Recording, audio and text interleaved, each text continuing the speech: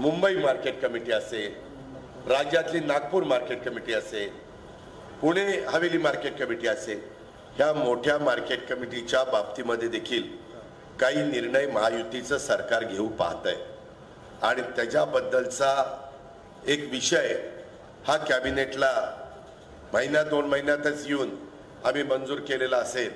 त्याच्यातनं काही मार्केट कमिट्या इतक्या वाईट चाललेल्या आहेत की त्यांचं इलेक्शन घेण्याच्या करता अधिकाऱ्यांनी सांगितलं एवढे पैसे भरा इलेक्शन घ्यायचं, पैसे भरत इलेक्शन घ्यायला देखील त्यांच्याकडे पैसे नाही, झाडलोट करायला त्यांच्याकडे पैसे नाही।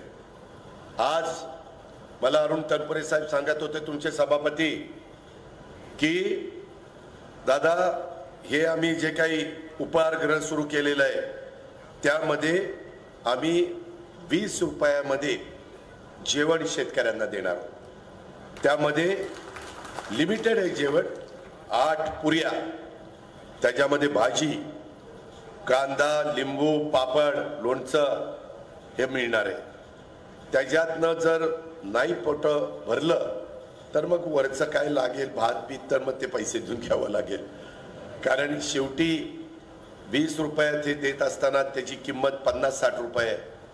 ते सगळं मार्केट कमिटी सहन करणार आहे। अशा पद्धतीनं हा एक चांगला विचार हा सभापती महोदयांनी आपल्या सगळ्यांच्या समोर ठेवलेला आहे आणि ह्या पद्धतीनं त्यांच्या नेतृत्वाखाली अतिशय उत्तम पद्धतीनं ही मार्केट कमिटी वाटचाल करते। पण खरा प्रश्न आहे राहुरी सहकारी साखर कारखाना, बघा टाळ्या कशा वाजल्या। त्याच्यात अनेक साखर कारखाने राज्यामध्ये माझ्या मार्गदर्शनाखाली चालतात। मला तर परवा अचानक त्या माळेगावचे चेअरमन पद घ्यावं लागलं, कारण ज्यावेळेस मी पॅनल उभं केलं त्यावेळेस माझ्या लक्षात आलं की जर इथं आपण नेतृत्व केलं नाही तर आपलं काही खरं नाही। त्याच्यामुळं मग सभासदांच्या भल्या करतात आम्ही चांगला भाव देतो। तुम्हाला आश्चर्य वाटेल, यंदा सीझन संपला मागचा, त्याच्यात माळेगाव सहकारी साखर कारखान्यांनी सभासदांना 3636 रुपये भाव दिलाय, 3636। आणि आता मीच तिथं चेअरमन आहे। आताही यंदाही महाराष्ट्रातल्या पहिल्या 5 कारखान्यात भाव बसेल अशा पद्धतीनं मी भाव देणार आहे। काही नाही, जसं अरुण तनपुरे साहेब ही मार्केट कमिटी चालवतात काटकसरीनं, माझ्या इथं तर मी कारखान्यामध्ये चेअरमन पण गाडी वापरत नाही। ज्यांनी कारखान्यामध्ये यायचंय त्याला चहा मिळेल, प्यायला पाणी मिळेल आणि कारखाना सुरू असेल तर फार 1 ग्लास उसाचा रस मिळेल, ह्याच्यापेक्षा काही नाही। ते काय होतं, सुरुवात आपण आपल्यापासून केली। आता मीच चेअरमन, मीच गाडी वापरत नाही, त्याचा परिणाम MD वर होतो, त्याचा परिणाम बाकीच्यावर होतो। ते व्हाईस चेअरमन म्हणतो ज्याला चेअरमनच गाडी वापरत नाही आपण कशी वापरायची, डायरेक्टरचा तर प्रश्नच नाही। हे ती संस्था ही समाजाची आहे, ही शेतकऱ्यांच्या मालकीची आहे। ती काटकसरीनंच चालवली तर 3636 भाव मी निघू शकतो। एवढा भाव येड्यागबाळाचं काम नाही। माझ्या माहितीप्रमाणे अहिल्यानगर जिल्ह्यात एकाही कारखान्याचा तेवढा भाव नसेल, तुम्हीच माहिती घ्या। ह्या पद्धतीनं संस्था मनात आणलं तर चालू शकतात। आता मध्ये अरुण तनपुरे साहेब माझ्याकडे आले आणि त्यांनी सांगितलं की दादा मी ती निवडणूक लढवतोय। मध्ये काही जण माझ्याकडे आले, दादा तुम्ही काही कारखाने चालवता, तुम्ही धाराशिवचे, तुमची सासूरवाडी उस्मानाबाद, धाराशिव आता तिचं नाव झालेलं आहे, तिथंही कारखाने चालवता, तर बाबा आमचाही रावरी कारखाना चालवायला घ्या। म्हणलं आहे तेच इतकं माझ्या कॅपॅसिटीच्या बाहेर चाललेलं आहे, त्याच्यामुळे मी कुठल्याही संस्थेत लक्ष घातलं तर मी फार बारकाईनं बघत असतो, मला ते शक्य होणार नाही। आणि मग लोकांचा जो माझ्यावर विश्वास आहे त्याला कुठेतरी तडा जाईल। परंतु आता अरुणराव तनपुरे साहेब आणि बाकीचे सगळे संचालक बोर्ड, त्याच्यात हर्ष पण आहेत, बाकीचे सगळे सहकारी पण आहेत, आत्ताही काही संचालक बोर्ड मला भेटलंय मला म्हणाले की दादा हा कार्यक्रम संपल्यावर आम्हाला वेळ द्या. मी त्यांना वेळ देणार आहे. मित्रांनो, कालच शनिवारची सुट्टी होती, तरी देखील संध्याकाळी 7 ते रात्री 9 वाजेपर्यंत साखर भवनला होतो.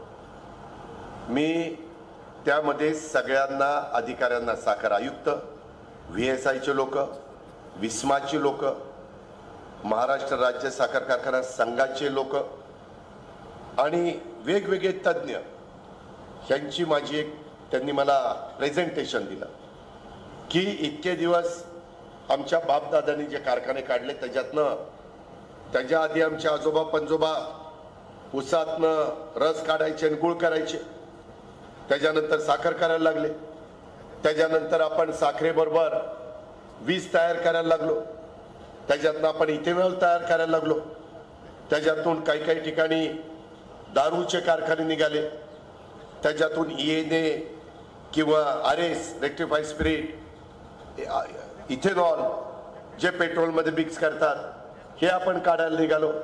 आता काही जण CO2 हे तयार करतात, काही जण त्याच्यातनं बायोगॅस तयार करतात.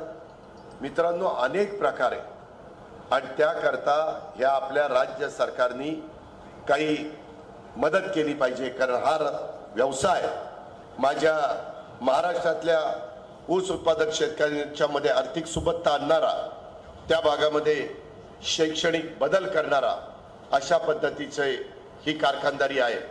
जर चांगली चालवली तर त्याच्यातून काही काही लोकांनी अतिशय चांगल्या पद्धतीनं बाजार काढलेले आहेत, खूप काही गोष्टी केलेल्या आहेत.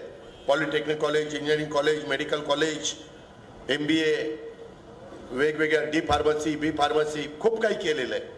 आम्ही पण आमच्या भागामध्ये केलेलं आहे. तर तशा पद्धतीनं जर करायचं म्हटलं तर पुढं काय, मग अलीकडच्या काळात त्याच्यामध्ये हायड्रोजन त्या ठिकाणी आपण तयार करू शकतो. त्याच्यामध्ये विमानाला लागणारं पेट्रोल हे देखील आपण तयार करू शकतो. त्याच्यातून आता गोडाऊन असतात, गोडाऊन, तर त्याच्यावर सोलर पॅनल बसवायचे आणि सौर ऊर्जा तयार करायची, त्याच्यातून पण पैसे मिळू शकतात. असे वेगवेगळे जवळपास 10 उद्योग, मी आता सगळं सांगत बसत नाही, वेळ कमी पडेल. 10 उद्योग त्यांनी मला प्रेझेंटेशन दिलं. 2 तास मी उभे आडवे तिरके सगळे प्रश्न विचारत होतो, ते मला उत्तर देत होते. कुठं घडलंय, काय घडलंय, त्याची इन्व्हेस्टमेंट किती आहे, राज्य सरकारने किती अनुदान दिलं पाहिजे, राज्य सरकारने कुठल्या प्रकल्पाला भाग भांडवल दिलं पाहिजे, राज्य सरकारने व्याजामध्ये सवलत कुठं दिली पाहिजे, केंद्र सरकार काय करतंय, उत्तर प्रदेश गव्हर्नमेंट तिथल्या राज्यात काय करतंय, आंध्र प्रदेश काय करतंय, कर्नाटक काय करतंय, बिहार काय करतंय, राजस्थान काय करतंय, सगळी नोट आता माझ्याकडे. हे केलं पाहिजे मित्रांनो. नुसती आम्ही भाषणं करून तुमची पोटं भरणार नाही, त्याकरता संस्था देखील तितक्या ताकदीनं तुम्हाला मला चालवावी लागतील.